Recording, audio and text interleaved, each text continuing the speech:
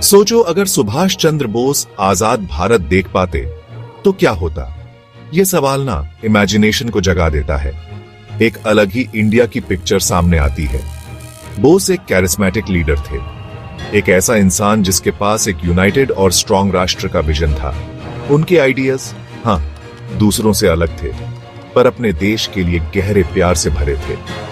India की freedom struggle में बोस का इन्फ्लुएंस कोई डिनाई नहीं कर सकता, अनडिनाइबल है। फिर भी उनकी अनटाइमली डेथ ने कई सवाल अधूरे छोड़ दिए। क्या होता अगर वो इंडिया लौट आते? क्या होता अगर उन्होंने पोस्ट इंडिपेंडेंस पॉलिसीज को शेप किया होता? ये व्हाट इफ्स जो है ना, पॉसिबिलिटीज की एक पूरी दुनिया खोल देते हैं। ये हमें एक ऑल्टरनेट हिस्ट्री एक्सप्लोर करने के लिए इनवाइट करते हैं। इंडियन नेशनल आर्मी की उनकी लीडरशिप एक बहुत बोल्ड स्टेप था, एक ऐसा मूव जिसने ब्रिटिश इंपीरियल रूल की नींव हिला दी। अगर वो जिंदा होते तो बोस मॉडर्न इंडिया को शेप करने में एक पिवटल फिगर हो सकते थे। उनके आइडियल्स और विजन्स शायद सोशियो पॉलिटिकल लैंडस्केप में बिल्कुल डिफरेंट आउटकम्स लाते। ये वीडियो सुभाष चंद्र बोस की लाइफ और लेगेसी को एक्सप्लोर करेगा। उनके शुरुआती डिफायंस, गांधी जी के साथ उनका क्लैश, INA और उनकी डेथ का मिस्ट्री, इन सब पर बात करेंगे। और हाँ, एक ऑल्टरनेट फ्यूचर भी इमेजिन करेंगे, एक ऐसा फ्यूचर जो आजाद इंडिया में उनकी वापसी और लीडरशिप से शेप होता। सुभाष चंद्र बोस का जन्म जनवरी 23, 1897 को हुआ था। वो कटक, ओडिशा से थे। बचपन से ही बोस में डिफायंस के साइंस दिखने लगे थे। उनकी स्ट्रॉन्ग विल और डिटर्मिनेशन साफ झलकती थी। वो एक ब्राइट स्टूडेंट थे, यूनिवर्सिटी ऑफ कलकत्ता से डिग्री हासिल की, लेकिन उनका दिल तो अपने देश की सेवा में लगा था। 1920 में बोस ने इंडियन सिविल सर्विस का एग्जामिनेशन पास किया। ये उस जमाने में एक बहुत प्रेस्टिजियस अचीवमेंट थी, मगर उन्होंने ICS से रिजाइन कर दिया। ये फैसला ब्रिटिश रूल के खिलाफ एक बोल्ड स्टेटमेंट था। यहीं से नेशनल सर्विस की तरफ उनके सफर की शुरुआत हुई। उनके सारे एक्शंस इंडिया की आजादी के लिए एक बर्निंग डिजायर से ड्रिवन थे। बोस की अर्ली लाइफ फ्रीडम मूवमेंट में उनके डीप इन्वॉल्वमेंट से पहचानी जाती है। उन्होंने इंडियन नेशनल कांग्रेस ज्वाइन की और बहुत तेजी से रैंक्स में ऊपर बढ़े। उनकी लीडरशिप क्वालिटीज बिल्कुल अपैरेंट थी। वो स्टेटस क्वो को चैलेंज करने से कभी नहीं डरते थे। उनका विजन एकदम क्लियर था, इंडिया के लिए कंप्लीट इंडिपेंडेंस, पूरी आजादी। बोस की लाइफ का ये पीरियड उनके फ्यूचर में होने वाले बड़े कामों के लिए स्टेज सेट कर रहा था। आजादी के कॉज के लिए उनका कमिटमेंट अटूट था, अनवेवरिंग। जैसे जैसे वो आगे बढ़े, उनका रास्ता उस टाइम के दूसरे बड़े लीडर्स से मिला, और इससे कोलैबोरेशन भी हुआ और कॉन्फ्लिक्ट भी। सुभाष चंद्र बोस का महात्मा गांधी के साथ रिलेशनशिप काफी कॉम्प्लेक्स था। दोनों ही लीडर्स थे और दोनों का गोल एक ही था, इंडिया की आजादी। लेकिन उनके तरीकों में बहुत फर्क था। गांधी जी नॉन वायलेंस यानी अहिंसा में विश्वास रखते थे। उनका अप्रोच था पेशेंस और पैसिव रेजिस्टेंस का। दूसरी तरफ बोस थोड़े ज्यादा मिलिटेंट थे। 1938 में बोस इंडियन नेशनल कांग्रेस के प्रेसिडेंट बने। उनका इलेक्शन उनकी पॉपुलैरिटी का जीता जागता सबूत था, लेकिन उनके मेथड्स कांग्रेस की डोमिनेंट आइडियोलॉजी से क्लैश कर रहे थे। वो इमीडिएट एक्शन चाहते थे। वो ब्रिटिश रूल के खिलाफ आम जनता को मोबिलाइज करना चाहते थे। उनका अप्रोच गांधी जी के अप्रोच से ज्यादा एग्रेसिव था। ये कॉन्फ्लिक्ट 1939 में अपने चरम पर पहुंच गया। बोस कांग्रेस प्रेसिडेंट के तौर पर री इलेक्ट तो हुए, लेकिन उन्हें पार्टी के अंदर से ही ऑपोजिशन झेलना पड़ा। आखिरकार उन्होंने रिजाइन कर दिया, अपना अलग रास्ता चुनने के लिए। ये रिफ्ट, ये दरार काफी सिग्निफिकेंट थी। इसने फ्रीडम मूवमेंट के अंदर जो आइडियोलॉजिकल डिवाइड्स थे, उन्हें साफ साफ हाईलाइट कर दिया। अपने डिफरेंसेस के बावजूद बोस गांधी जी की बहुत रिस्पेक्ट करते थे। आजादी के कॉज के लिए उनके डेडिकेशन को एडमायर करते थे। लेकिन बोस अपने बिलीफ पर एकदम स्टेडफास्ट रहे, अटल रहे। उन्हें पक्का यकीन था कि आजादी सिर्फ नॉन वायलेंस से हासिल नहीं की जा सकती। उनका विजन एक स्ट्रॉन्ग और असर्टिव इंडिया का था। Section 4 INA formation. Indian national army यानी आईएनए एक रेवोल्यूशनरी फोर्स थी। ये 1942 में जापान की हेल्प से बनाई गई थी। बोस ने 1943 में इसकी कमांड संभाली। उनकी लीडरशिप ने आईएनए में एक नई जान डाल दी। उन्होंने यूनिटी और सैक्रिफाइस का नारा दिया। उनके वो फेमस वर्ड्स, तुम मुझे खून दो, मैं तुम्हें आजादी दूंगा, पूरे देश में गूंज उठे। आईएनए बहुत डाइवर्स थी। इसमें अलग अलग रीजन्स और रिलीजन्स के इंडियंस शामिल थे। बोस की लीडरशिप इन सभी डिवाइड से कहीं ऊपर थी। उन्होंने एक यूनाइटेड इंडिया का सपना देखा जो कॉलोनियल रूल से पूरी तरह आजाद हो।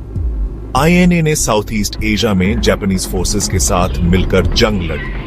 उनका एम था इंडिया को ब्रिटिश कंट्रोल से लिबरेट कराना, आजाद कराना। बोस की लीडरशिप बहुत इंस्पायरिंग थी। उन्होंने लोगों में नेशनलिज्म और एक पर्पस की भावना जगाई। उनकी स्पीचेस बहुत पावरफुल होती थीं। उन्होंने अपनी ट्रूप्स और आम इंडियन जनता सबको मोटिवेट किया। आईएनए हालांकि आखिर में अनसक्सेसफुल रही, पर वो फ्रीडम की लड़ाई का एक बड़ा सिंबल बन गई। आईएनए के साथ बोस के एफर्ट्स बिल्कुल ग्राउंड ब्रेकिंग थे। उन्होंने रेजिस्टेंस यानी विरोध के ट्रेडिशनल तरीकों को चैलेंज किया। उनके लिबरेटेड इंडिया का विजन, स्ट्रेंथ और यूनिटी का था। भले ही आईएनए अपने मिलिट्री गोल्स अचीव नहीं कर पाई, लेकिन उसने एक लास्टिंग लेगेसी छोड़ी। इसने आने वाली जेनरेशंस के फ्रीडम फाइटर्स को बहुत इंस्पायर किया।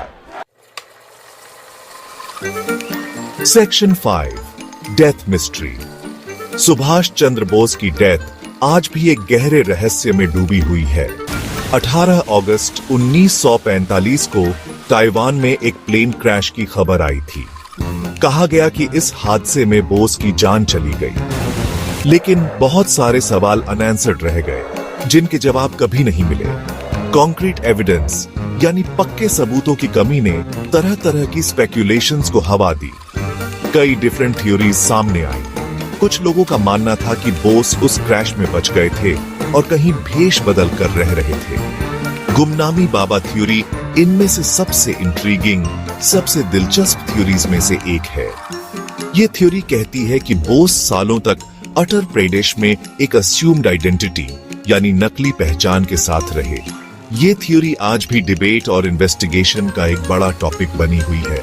डेफिनेटिव प्रूफ यानी पक्का सबूत न होने की वजह से ये मिस्ट्री आज भी जिंदा है। इसी वजह से इस पर न्यूमरस इंक्वायरीज और कमीशंस बिठाए गए। हर इन्वेस्टिगेशन ने इस एनिग्मा, इस पहेली में और भी लेयर्स जोड़ दी। फिर भी किसी ने कोई कंक्लूसिव आंसर नहीं दिया। बोस की डेथ का मिस्ट्री सिर्फ एक हिस्टोरिकल पजल नहीं है, ये उससे कहीं ज्यादा है। ये उनकी इंड्यूरिंग लेगेसी, उनकी कभी न मिटने वाली विरासत का रिफ्लेक्शन है। ये फैक्ट कि आज भी इतने सारे लोग इस होप से जुड़े हैं कि वो शायद जिंदा बच गए होंगे, ये अपने आप में वॉल्यूम्स बोलता है, बहुत कुछ कहता है। ये इस बात को हाईलाइट करता है कि बोस का हमारे नेशनल साइकी पर, हमारी सोच पर कितना गहरा इंपैक्ट था। उनकी मेमोरी आज भी लोगों में क्यूरियोसिटी और एडमिरेशन जगाती है। Section 6 alternate history. जरा इमेजिन करो, अगर सुभाष चंद्र बोस इंडिया लौट आते तो क्या होता? आज हमारा देश कैसा दिखता? बोस की लीडरशिप इंडिया को एक बिल्कुल डिफरेंट पैथ पर ले जा सकती थी। उनका विजन एक स्ट्रॉन्ग, सेल्फ रिलायंट यानी आत्मनिर्भर राष्ट्र का था। उन्होंने मॉडर्नाइजेशन और टेक्नोलॉजिकल एडवांसमेंट की पुरजोर वकालत की थी। बोस की वापसी इंडिया के ग्लोबल स्टैंड्स को, दुनिया में उसकी पहचान को पूरी तरह रीशेप कर सकती थी। वो एक रोबस्ट फॉरेन पॉलिसी के प्रोपोनेंट थे, यानी मजबूत विदेश नीति के हिमायती। उनकी डिप्लोमेसी शायद इंडिया को एशिया में एक लीडर के तौर पर पोजीशन कर देती। इकोनॉमिकली देखा जाए तो इंडस्ट्रियल ग्रोथ पर उनका फोकस इंडिया के डेवलपमेंट को बहुत एक्सेलरेट कर सकता था, तेज कर सकता था। सोशली बोस का यूनिटी और सेक्युलरिज्म पर जोर नेशनल इंटीग्रेशन को, राष्ट्रीय एकता को और स्ट्रेंथन कर सकता था। उनकी लीडरशिप शायद देश में होने वाले कॉन्फ्लिक्ट्स को मिटिगेट कर देती, कम कर देती।